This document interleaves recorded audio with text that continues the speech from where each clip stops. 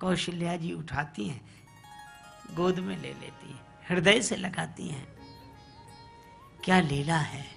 जिन नैनन की सैन सो सृष्टि प्रलय है जाए, उन नैनन में कौशिला काजर दियो लगाए। और भगवान श्री कृष्ण की ओर, कासों कहो कौन सुने माने को कही की सही, जैसे ब्रजबाला नित्य बातन बनावती, पालन करत जौन 14 भुवन ताय, पल पल बीच डार पालना झुलावती। बिंदु विधि संभु के ध्यान में न आवे, जौन ताहि ले ले लोरन खिलौनन खिलावती, कुंज मनरंजन में ठाणी कर कंजन सो, अलख निरंजन के अंजन लगावती। ब्रह्म निरंजन की अखियान में अंजन आज लगावत देखो। मैया कौशल्या भी पकड़ ले, गोद में आ गए और कौशल्या जी ने पकड़ लिया, ले आई, दशरथ जी की गोद में बिठा दिया। जिनके बुलाने पर भगवान नहीं आ रहे, उन्हीं की गोद में बिठा दिया। भक्ति का यही चमत्कार। लेकिन मित्रों के बिना खाएं कैसे? दशरथ जी ने कहा, लाल जी खाओ ना, लो। मुस्कुरा कर देखा, आप खाइए मैं खा लूंगा। अब भाग सकते नहीं। आगे भोजन की थाली, दोनों तरफ 2 भुजाएं, पीछे महाराज दशरथ, गोद में राम जी, किधर से भागे।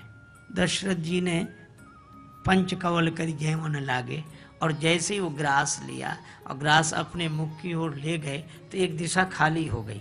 पर राम जी उधर से ही भागे।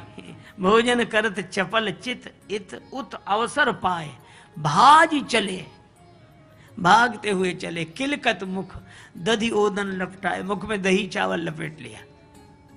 श्री तुलसीदास जी बोले, भगवान यह क्या किया? हमने तो सुना है राम जी जगत के दाता हैं, और वो मुंह में दही चावल लपेट कर जाएं। अरे पेट में रखें सब रखें, लपेट कर काहे को जा रहे हैं? भगवान ने कहा कि देखो, मित्रों के बिना मैं खा नहीं सका, इसीलिए दही चावल मुख में लपेट लिया। तो लपेट कर काहे को ले जा रहे हो? जब पेट में नहीं रखा तो लपेट कर क्यों? भगवान ने कहा, आंगन में श्री कागभूषुंड जी प्रतीक्षा कर रहे होंगे। जूठन पर अजीर मह सोई उठाई कर खाऊं। जूठन आंगन में गिरेगी, वही उठा कर खाऊंगा। तो जाऊंगा आंगन में, बाल लीला बस ऐसे ऐसे हाथ रगड़ूंगा, दही चावल नीचे गिर जाएगा, कागभूषुंडी को जूठनी मिल जाएगी, और मित्रों के बिना मैं खा नहीं सकूंगा। यह मर्यादा पुरुषोत्तम श्री राम का चरित्र है। ऐसी मर्यादा मित्रों के बिना नहीं। और इसीलिए कहा, बड़े होने पर पहला काम यही किया, अनुज सखा संग भोजन करहीं। पहले सबके साथ मिलकर भोजन करते हैं, उसके बाद माता पिता आज्ञा अनुसरहीं। ये नियम श्री राम जी का। एक संत कहते थे कि श्री कागभूषुंड जी भगवान श्री कृष्ण के अवतार में भी पहुंच गए। भगवान कृष्ण ने देखा कि कागभूषुंड जी तुम कैसे, आप कैसे आए? कागभूषुंड जी ने कहा कि सरकार, जूठन के तो हम पुराने अधिकारी हैं, इसलिए इस अवतार में भी आ गए। भगवान ने कहा कि उस अवतार की बात अलग थी, इस अवतार की बात अलग है। वो मर्यादा पुरुषोत्तम का चरित्र था, इसलिए किसको कैसे बिल्कुल नियम पूर्वक, तुम्हें भी जूठनी मिलती थी।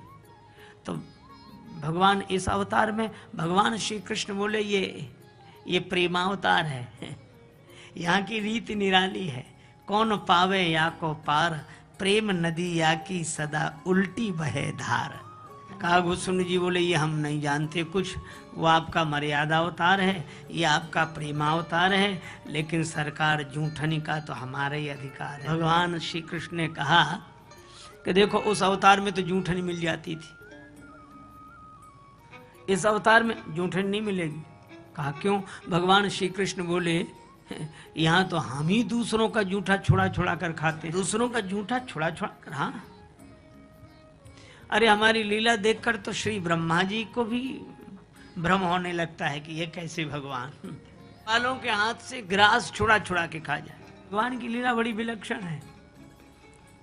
इसी युग की बात बताएं, श्रीधाम वृंदावन में एक संत थे, श्री माधवदास जी महाराज। भगवान श्री कृष्ण से उनका सख्य भाव था, छिप कर रहते, लताओं में ब्रज की गुजारा करेंगे, सदा श्याम श्यामा पुकारा करेंगे। बस एकांत कुंज में बैठकर राधा कृष्ण राधा कृष्ण राधा कृष्ण राधा कृष्ण राधा कृष्ण यही स्मरण करें। अब भूख तो लगे, ये भूख भी बड़ी विलक्षण है महाराज। मृत्यु तो एक बार आती है, ये बार बार। शाम को लगता है कि जैसे अब तो भूख लगेगी नहीं, अब नहीं चाहिए, अब नहीं चाहिए, और सवेरे उठते ही कुछ मिले। शारीरिक संरचना में पेट लगा आगे है, पड़ा पीछे है। संध्या समय विदा कर दीनी भोर को आन खड़ी, और कहत कबीर सुनो भाई साधु मौत से भूख बड़ी। इसलिए हमारे संत कहते भूखे भजन न होए गोपाला। श्री कबीरदास जी कहते हैं कबीरा कुतिया भूख है करत भजन में भंग, या को टुकड़ा डाल के भजन करो निस्संग। भूख तो लगे, भजन में तो लीन रहे। अब दोपहर के समय लगी भूख, तो एक नियम था, उन्होंने एक ऐसे नहीं सोचा कि हम भोजन बनावें, भोग ना ना ना। संत जब प्रसाद पा लेते, पत्तल फेंक दी जाती, तब माधवदास निकलते, कोई ना रहे, पत्तलें पड़ी, उन पत्तलों पर से राधा कृष्ण करते हुए संतों का शीत प्रसाद इकट्ठा करके, मिट्टी का एक पात्र था करवा, उसमें सब इकट्ठा कर ले। पर मोहन और मोहन मस्तों के दिल का मिलता कुछ राज नहीं, भीतर ही बातें होती हैं बाहर आती आवाज नहीं। बड़े विलक्षण महात्मा संतों की जूठन इकट्ठी करे करवा में, फिर उसी से भगवान का भोग लगाएं और उसके बाद स्वयं पाएं। और भगवान भी प्रेम मूर्ति श्री कृष्ण बड़े प्रेम से स्वीकार करें। एक दिन देर हो गई, भजन में भूख लगी ज्यादा, संतों का प्रसाद इकट्ठा किया, भगवान को भोग लगाना भूल गए और ग्रास मुख में रख लिया। अब जैसी ग्रास मुख में रखा, अब ग्रास भीतर गए, याद अरे भगवान को भोग नहीं लगाया, तो सोचा कि इस ग्रास को उगल दें। अरे नहीं, उगल नहीं सकते, संतों का प्रसाद है, उगलते हैं तो संत प्रसाद का अपमान होगा, और निगलते हैं तो भगवान को भोग नहीं लगाया। संतन को यह शीत प्रसाद लियो मुख डार न जात गिरायो, और लीलत लाज लगे मन में मन मोहन को नहीं भोग लगायो। भई गति सांप छछुंदर की काह करूं कुछ सोच न पायो, और बीत गयो वह बार विनीत गई रजनी दिन दूसरो आयो। ग्रास मुख में रख के रोते रहे, बस क्या करें बताओ, क्या करें भगवान, उगल नहीं सकते, संतों का प्रसाद निगल नहीं सकते, भोग नहीं लगाया। रात भर बैठे रहे, दिन भर रात भर, दूसरे दिन सवेरे की आवाज सुनाई पड़ी। बोले कल से भूखा हूं। दास जी बोले ग्रास मुख में रखा, बोले कैसे, निगल नहीं सकते, आपको भोग नहीं लगाया, उगल नहीं सकते, संतों का प्रसाद है। भगवान ने कहा एक काम करो, कल से जो ग्रास मुख में रखा है उसमें से पहले थोड़ा सा तोड़कर हमें खिला दो, और फिर ग्रास निगल लो, भोग भी लग जाएगा और संत प्रसाद का अपमान भी नहीं होगा। माधवदास जी किसी तरह बोले कि अपना जूठा आपको खिलाऊं, अपना जूठा आपको खिलाऊं, ये मुझसे नहीं हो सकेगा, अपना जूठा खिलाऊं।